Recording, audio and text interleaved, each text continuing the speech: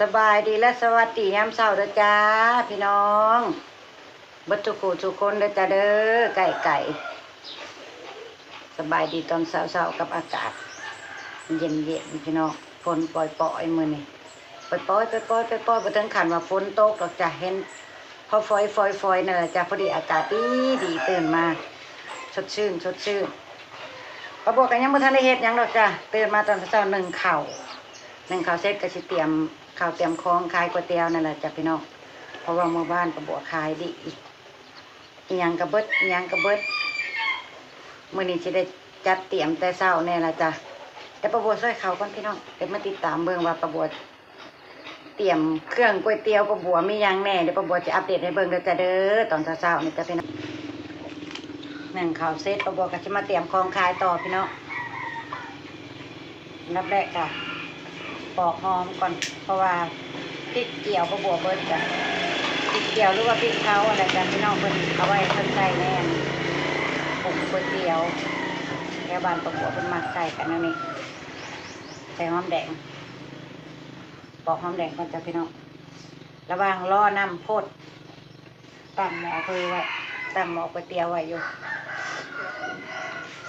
ระหว่างรอให้น้ำก๋วยเตี๋ยวเดือดปรุงรสปรุงชาติปะบัวก็มาเตรียมพวกนี้แหละกระจุกกระจิกก่อนถาพี่น้องเตรียมจุกจิกถาให้น้ำเดือดแล้วก็ปรุง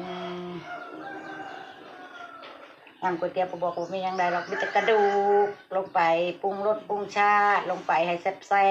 บก็ถือว่าเป็นอันจบพี่น้องบ่มีหยังหลายบ่ได้ใส่หยังหลายดอกจ้ะใส่ใจบางคนเพิ่นก็ถามว่าโอ้คือแซ่บแท้ใส่อีหยังใส่ใจพี่น้องใส่ใจลงไปหลายๆตั้งอกตั้งใจเฮ็ดตั้งอกตั้งใจปรุงมันก็แซ่บเองนะเนาะพี่น้อง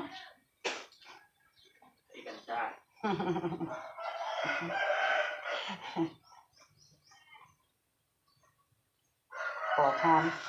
หอมกับหัวน้อยหอมบ้านเฮาเลยนะพี่น้องหอมแดงบ้านเฮาเนี่ยถ้าบ่มีปะบัวถึงสิใส่หอมแขกแต่ถ้ามีหอมแดงบ้านเฮาเนี่ยปะบัวก็สิใส่หอมแดงบ้านเฮาแล้วมันหอมแดงหัวน้อยปอกเองซื้อมาแต่ก็เหี่ยวน้ำก็มีแหละเหี่ยวจังเลยหอมเหี่ยวจังเลย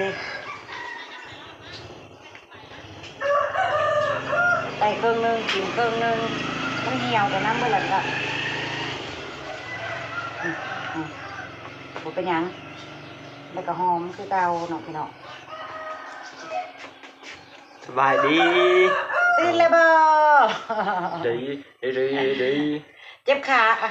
ลูกสาวนะจะเป็นยังหรือว่าลงน้ำแม่แล้วไปเหยียบน้ำไผ่บ่เนาะย่างกระเซลสิได้เบิ่งอายุมื้อนี้มันดิมูตรงเลยจัดการนะลูกแช่เครื่องดื่มให้แม่นะเด้อแช่เครื่องดื่มช่วงนี้อากาศร้อนอ้าวพี่น้องแล้วก็ขายเครื่องดื่มก็ค่อนข้างสิขายได้แน่จักหน่อยแช่เย็นๆเราพี่น้องเพิ่นฮอดเพิ่นแวะมาเปิดกิน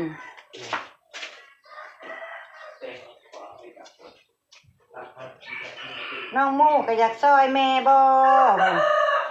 น้องมูก็ได้ตื่นมาแล้วก็วนเวียนอยู่นี่แหละอยากซอยบอกกวาดบ้านบ่ได้เด้พี่น้องเอ้ยแล้วกวาดบ้านเนี่ยเพิ่นก็แล่นหน้าแล่นหลังดึงไม่กวาดน้ำเฮาแล้ว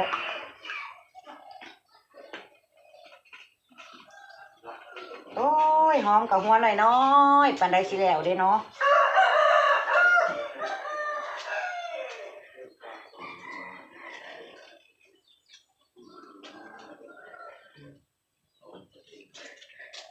เมื่อวานก็ถือว่าขายดีอยู่พี่น้องสำหรับก๋วยเตี๋ยวปลาบัวก็ได้เบิดหมอก็ถือว่าสำหรับอยู่บ้านนอกบ้านนาเนาะก็ถือว่าขายดี มาลุ้นเบิ่งมื้อนี้สิคือเมื่อวานบ่ แต่ป้าบัวก็บ่ได้อัปเดตให้พี่ให้น้องเบิ่งดอกตอนขายเพราะว่าขายผู้เดียวลูกๆเพิ่นลงไปไถนาเด้เมื่อวานพี่น้องลงไปไถนาป้าบัวก็บ่ได้ลงไปอัปเดตให้เบิ่งซ้ำป้าบัวก็เศร้าหน้าเศร้าหลังอยู่นะเดี๋ยวขายก๋วยเตี๋ยว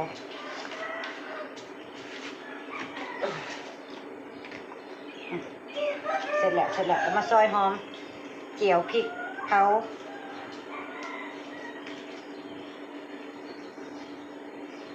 กำลังตั้งหม้อไว้ให้น้ำเดือดก่อนพี่น้องก็พอดีแล้วก็ปลาบัวซอยหอมเจียวพริกน้ำก๋วยเตี๋ยวปลาบัวก็เดือดพอดีเอาพอเสร็จแล้วบ่เฮ็ดหลายดอกพี่น้องแต่ละมื้อเฮ็ดน้อยๆหอมกระเทียมประมาณจำนี้วัน2 วันให้เบิดพริกกันมันจังหอมพี่น้องเฮ็ดไว้โดนๆมันสิบ่หอมกระเทียมเจียวคือกันเก็บเจียวปลาบัวกระเจียวประมาณให้วัน2 วันแล้วให้เบิดแต่พี่น้องเมื่อวานมันเบิดตอนค่ำๆปลาบัวก็เลยเจียวไว้เจียวซ้ำนี้ต่อมื้อเดี๋ยวแต่พริกเดี๋ยวมันมาเฮ็ดพริกต่อแล้วก็ปรุงน้ำก๋วยเตี๋ยวแล้วก็ถือว่าเป็นอันเสร็จเตรียมขายเดี๋ยวจะเบิ่งปลาบัวสิเจียวพริกให้เบิ่งด้วยจ้ะพี่น้องขอเวลาซอยหอมก่อนเพราะว่ามันใส่เวลาเฮิงในจักหน่อยจังเบิ่งส่วนลูกๆของปลาบัวก็ตื่นมาก็สิประมาณนี้จ้ะแต่มี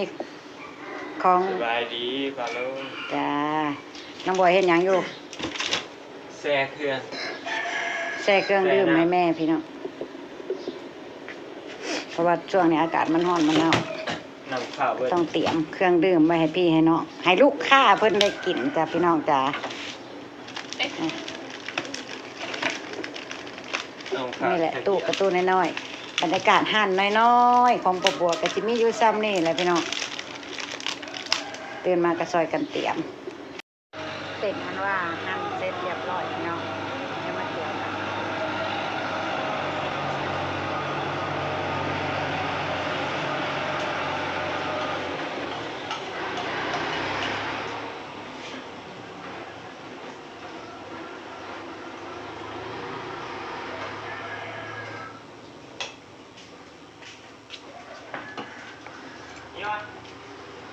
หมอก๋วยเตี๋ยวก็บอกกำลังเดือดกำลังพอดีแหละกับปะบัวเจียวพริกแล้ว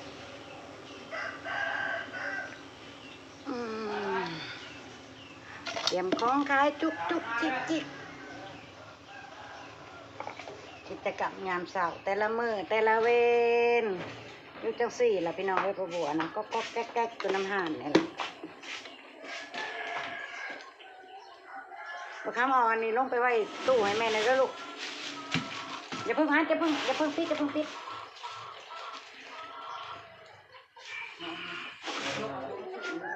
ให้แม่ในใต้น้ำแข็ง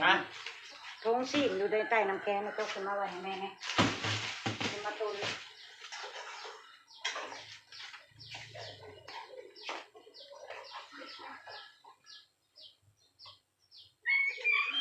เซ็ตโต๊ะให้แม่หน่อยเด้อ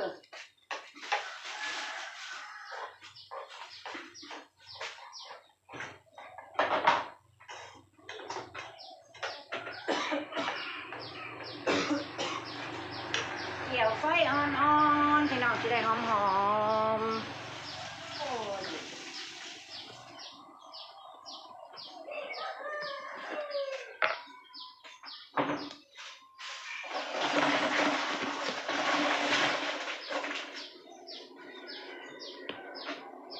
เตรียมน้ำแกงค่ะ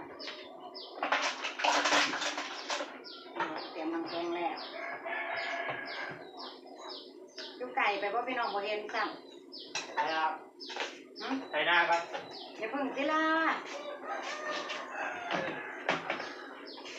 สวยแล้วอีกพอไทยคนเดียว เก็บให้แม่นะก่อนนะโอ้ยสองอีกสี่เนาะเก็บไว้แล้วข้ามาเตะดูพอจะกองกอดเลยเริ่มมีกลิ่นหอมแล้วพี่น้องเลย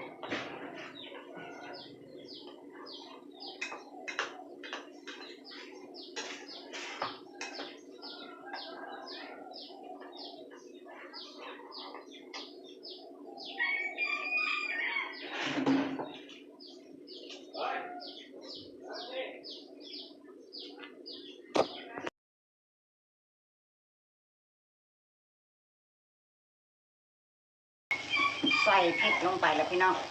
หลังจากเกี่ยวหอมให้เหลืองๆให้พริกลงไปเกี่ยวไฟอ่อนๆมันพี่น้องจ้าโอ้ยพริกคราง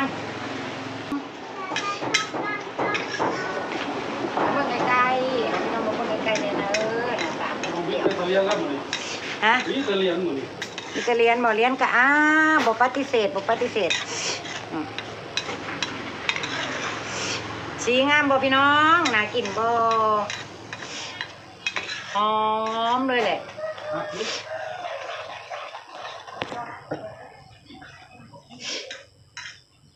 เกี่ยวไปเพื่อนได้ซีนะพี่น้องได้ตามที่เราต้องการนะเกี่ยวไฟอ่อนจะได้หอมระวังใส่พริกก็ต้องระวังพริกใหม่เตรียมเครื่องไปน้ำขายกองไปน้ำพี่น้องได้แล้ววะเนาะประมาณนี้พี่น้องประมาณนี้หอมเลยแหละพี่น้องอยากให้ได้กินบรรยากาศยามเช้าปลาบัวกระลุกคุกขุนอยู่ประมาณนี้แหละพี่น้องจ้าเตรียมของขายไปน้ำขายขนมไปน้ำไม่ลูกค้าน้องฉี่น้องมูฉี่ลูกค้าก็ได้โอเคจ้าพี่น้องจ้าเอาไปว่าตอนเช้าๆประบัวกันที่เก็บภาพบรรยากาศกิจกรรมของประบัวไว้จำนี่เดี๋ยวจะไปพี่น้องเอาไว้ติดตามประบัวในคลิปหน้านะจ๊ะเดี๋ยวประบัวเตรียมฟองใครยังเสร็จแล้วประบัวกะจีถ้าบ่อันนั้นถ้าว่างกับประบัวจีพาพี่พาน้องตามลูกกับพ่อเพิ่นอยู่ทุ่งนาอัปเดตให้เบิ่งว่าเพิ่นกำลังเฮ็ดหยังกันตอนนี้เพิ่นลงพากันลงไปแล้วล่ะก็จังติดตามมึงคลิปหน้าด้วยจ้าพี่น้องจ้าสำหรับคลิปนี้กับประบัวก็บ่มีหยังหลายพี่น้องแต่ว่าฝากพี่ฝากน้องกดไลค์กดแชร์กดติดตามให้ป้าบัวส่งกำลังใจให้ป้าบัวทำคลิปให้ผ่านกฎเกณฑ์ของอัน YouTube เพิ่นไว้ๆนั่นแหละจ้ะคือกำลังใจของป้าบัวคือจุดมุ่งหมายของป้าบัวคือความหวังของป้าบัวก็ขอพี่ขอน้องช่วยฝากช่วยดันให้ป้าบัวได้ไปถึงจุดนั้นน่ะพี่น้องจ้ะจังได๋ก็ขอบคุณแล้วก็ให้พี่น้องทุกคนที่เข้ามาติดตามที่เข้ามารับชมประบัวมีความสุขกันหลายๆได้อจ้าเด้อเอาไว้พอกันคลิปต่อไปพี่น้องจ้า